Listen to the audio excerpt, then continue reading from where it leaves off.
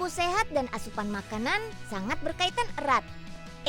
Tidak hanya mengkonsumsi makanan yang mengandung karbohidrat, protein, lemak, dan vitamin saja loh. Serat pangan juga sangat penting untuk tubuh. Serat pangan bisa kita peroleh dari tumbuhan. Mulai dari buah-buahan, sayuran, dan serelia alias biji-bijian. Hari ini Unyil akan mengajak kalian mengenal sumber serat pangan dari serelia. Ada beras merah, sorghum, dan gandum.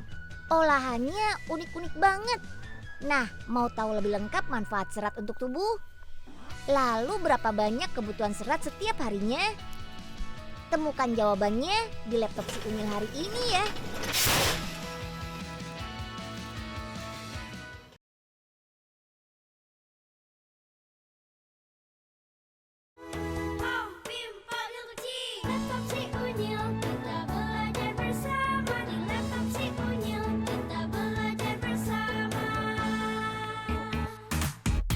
Serelia yang satu ini tumbuh subur di negara kita.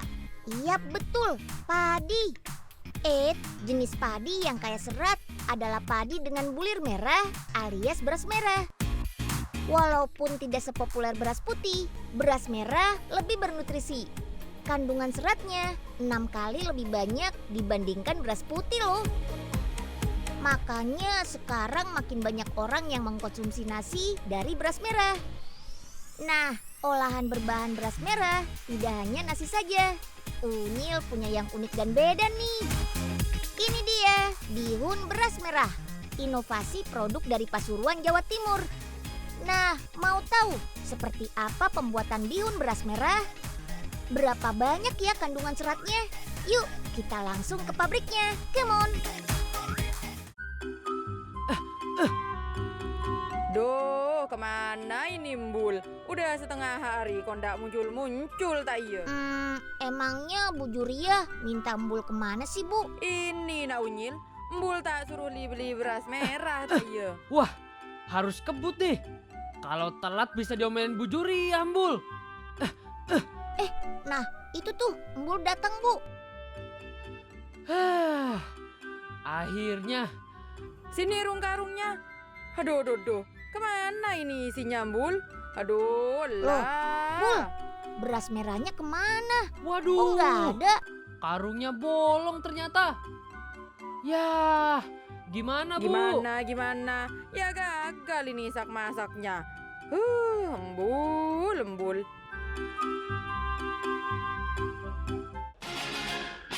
Bahan yang digunakan adalah beras merah organik, jadi bebas pestisida, bagus untuk kesehatan. Beras merah organik ini berasal dari sekitar Jawa Timur. Oke deh, pertama cuci beras merah sampai bersih ya. Sekali produksi, pabrik ini bisa mengolah 1 ton beras merah. Sip deh, setelah bersih, lanjut giling beras merah dengan tambahan air. Hasil akhirnya akan berbentuk cairan seperti ini. Nah, sekarang pindahkan hasil gilingan ke dalam kantong berbahan nilon. Setelah itu, keluarkan air dalam kantong. Caranya bukan diperas ya, tapi diberi beban seberat 2 ton. Tuh, langsung keluar airnya. Lakukan berulang sampai 2 jam. Setelah 2 jam, semua air sudah keluar. Yang tertinggal di dalam kantong adalah saripati beras merah. Selanjutnya tahap pencampuran dan pemasakan. Campur saripati beras merah dengan bahan-bahan lain. Aduk-aduk sampai tercampur rata. Lalu masak dengan suhu 120 derajat Celcius selama 3 menit. Ini nih adonan bihun yang sudah jadi. Siap cetak deh. 1, 2, 3. Dan bihun langsung tercetak. Wih. Bentuk alatnya mirip kayak di rumah ya. Cuma ukurannya lebih besar. Bihun beras merah ini diproduksi sejak 1,5 tahun lalu.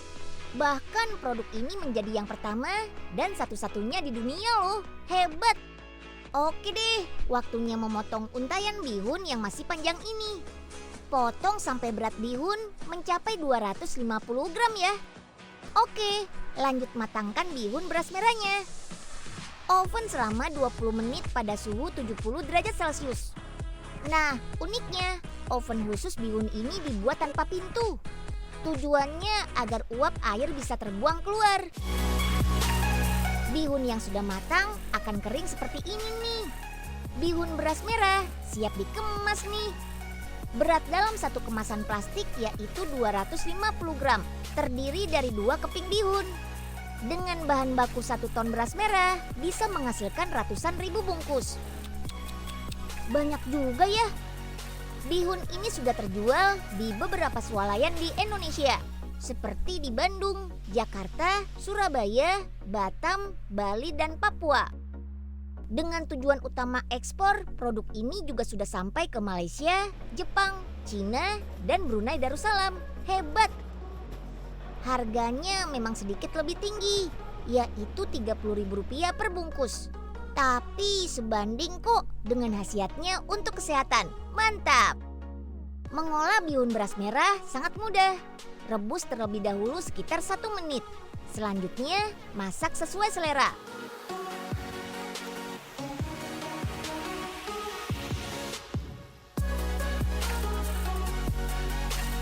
Kebutuhan serat tubuh per hari sekitar 25-40 gram.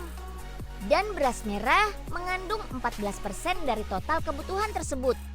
Serat pangan bagus sekali untuk memperlancar pencernaan kita loh. Ayo, habiskan bihun beras merahnya ya. Biar pencernaan kita jadi sehat, terbebas dari sembelit.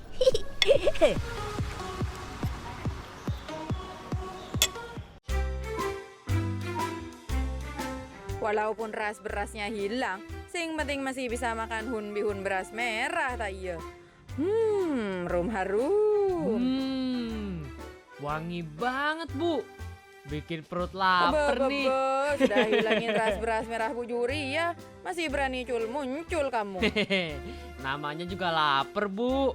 Bagi ya, Bu. Iya, makanlah itu. Bu Juri ya mau panggil Unyil dulu ya. Kenyang banget nih perut Embul pasti. Wah, asik.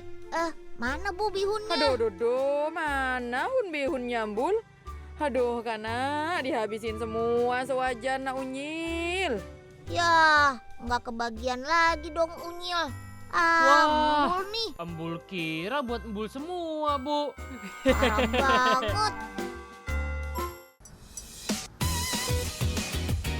Wih, Diva dan Aga makan apa tuh? Kalau Unyil sih tahu, bolu kukus.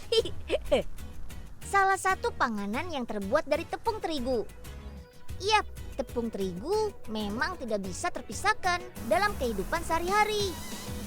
Karena banyak banget olahan berbahan tepung terigu. Mulai dari mie, aneka kue, dan roti. Aduh, Unyil jadi ngiler deh. Sudah pada tahu kan kalau tepung terigu terbuat dari gandum? Kandungan serat pada serealia yang satu ini juga tinggi. Nah, mau tahu proses mengubah gandum menjadi tepung terigu? Lalu bagaimana ya mengolah tepung terigu menjadi aneka kue modern yang lezat? Ikut Unyil ke pabriknya yuk, come on!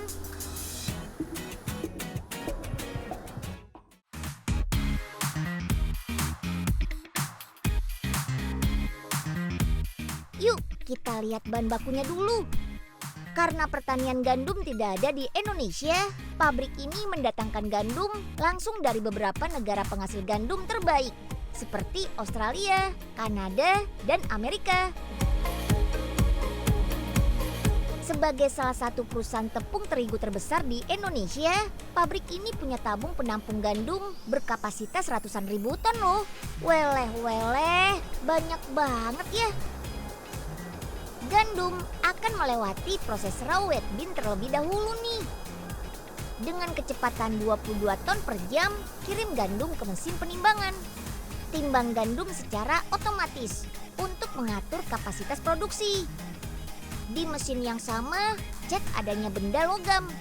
Jangan sampai ada logam yang nyangkut di gandum ya.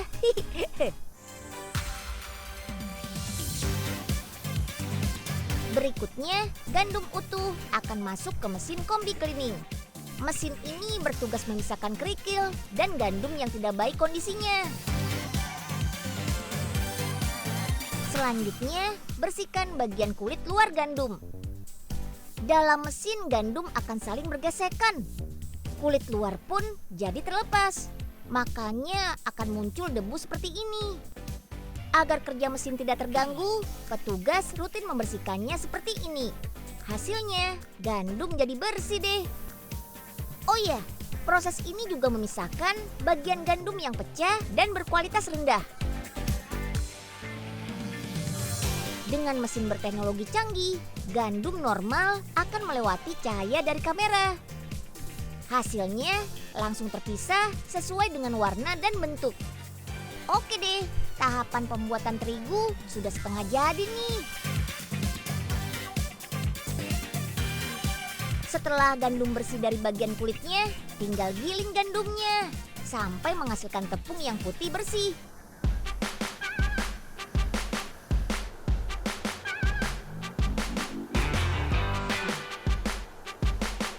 Nah, tinggal kemas tepung terigunya deh. Ada yang berukuran 1 kg untuk skala rumah tangga seperti ini. Ada juga yang berukuran 25 kg. Bahkan untuk kebutuhan industri, pabrik ini menjual tepung terigu tanpa kemasan. Tapi langsung ditampung dalam mobil tangki seperti ini.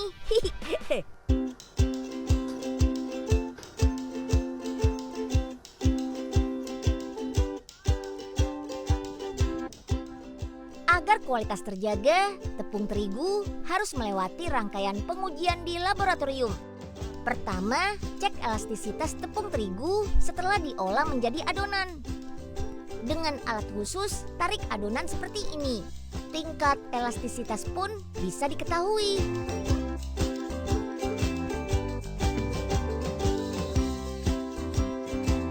Selanjutnya, cek kadar protein pada gandum. Gunakan alat bernama Grain Analyzer ini.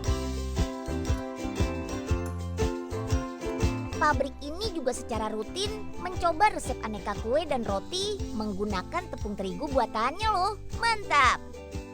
Penggunaan tepung terigu baik untuk industri dan rumah tangga sangat tinggi. Meski seluruh tepung terigu terbuat dari gandum, penggunaannya tidak bisa sembarangan. Pembuatan mie, roti, atau aneka kue harus menggunakan tepung khusus sesuai dengan kadar proteinnya. Kandungan protein ini menentukan elastisitas adonan yang nantinya mempengaruhi hasil olahan. Karena terbuat dari gandum, mengkonsumsi tepung terigu secara normal dan tidak berlebihan juga bermanfaat untuk tubuh. Bisa menghasilkan energi, memelihara sel-sel baru, serta mencegah resiko anemia. Nah, untuk kandungan seratnya, dalam 100 gram tepung terigu mengandung 2,7 gram serat. Sip deh.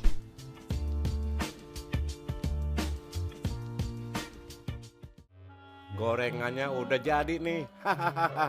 Nggak dimasakin Po Ipe, dapat rezeki dari Denunyil. Asik. Ayo Pak dimakan, dijamin enak kok. Gimana makannya sih bos? Kok gorengan pakai kuah? Bukannya pakai cabai rawit ya? Cabe lagi mahal, Nyeng. Langsung seruput aja kuahnya. Wah mantap deh.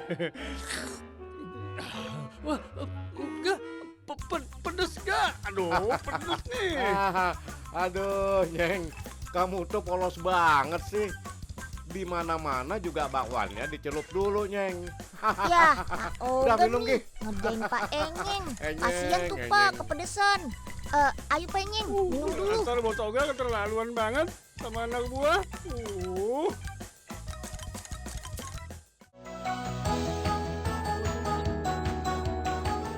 Selain beras merah dan gandum, serealia yang tidak kalah tinggi gizinya adalah sorghum. Sorghum merupakan tanaman asli Afrika, tapi saat ini sudah banyak ditanam di Asia, salah satunya di Indonesia. Lamongan adalah salah satu penghasil sorghum terbesar di daerah Jawa Timur. Luas lahan sorghum di Lamongan mencapai 200-an hektar. Jenis sorghum di Lamongan berbeda dengan daerah lainnya loh. Varietas KD4 yang ditanam di sini sangat tahan terhadap kekeringan. Tingkat produksinya juga cukup tinggi. Dalam 1 hektar lahan, mampu menghasilkan sorghum sebanyak 5 sampai 7 ton.